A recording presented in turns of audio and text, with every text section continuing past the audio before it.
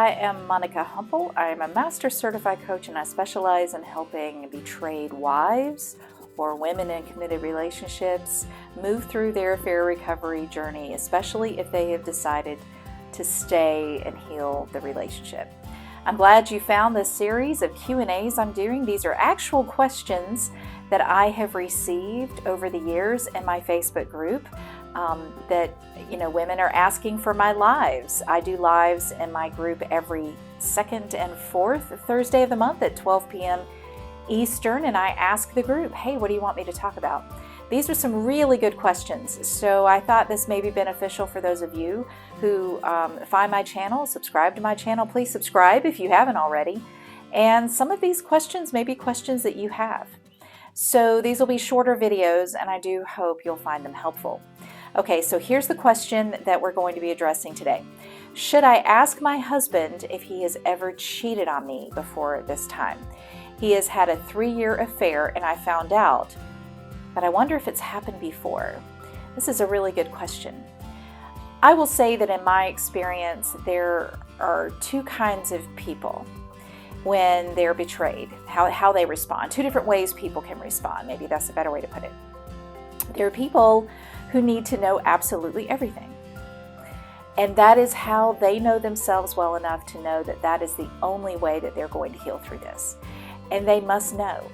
Some of these people, if they don't get all the information, they won't stay in the relationship. Or if they think they don't have all of the information, they won't stay. There are other people, however, who are okay not knowing because it won't change their mind whether they stay or not.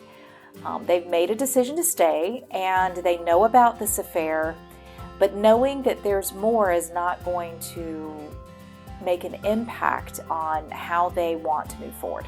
So those are two different ways to look at this.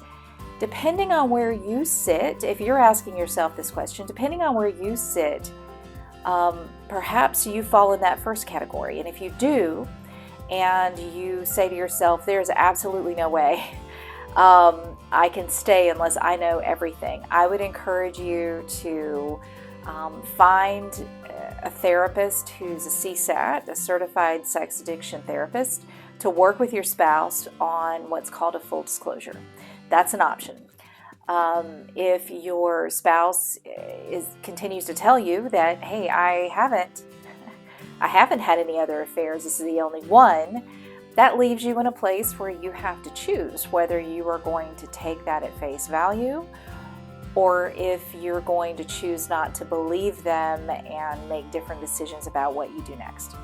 Now, if you fall in that second category where you've made a decision to stay and it really wouldn't matter to a degree what they would say that could change your mind.